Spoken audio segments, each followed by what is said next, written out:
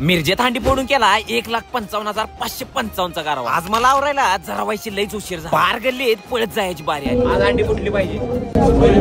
मिरजेत पोचलो तर पावसानं पाक दणका उठवल्या।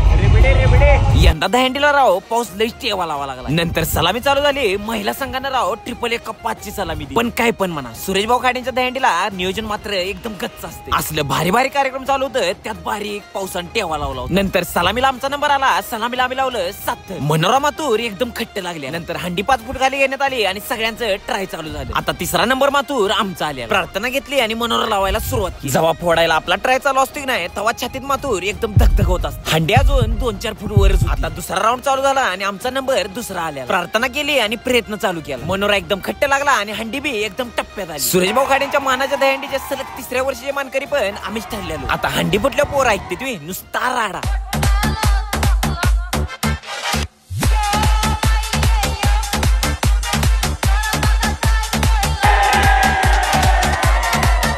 सुरेश भाऊंनी मातूर सगळ्या मंडळाच्या गोपाळांना जेवणाची सोय केली। जेवून गल्लीत आलो आणि फोडलेली हंडी तालमीला बांधली। आता उद्याच्या हंडीला काय काय होते बघायला आत्ताच अकाउंटला फॉलो करा।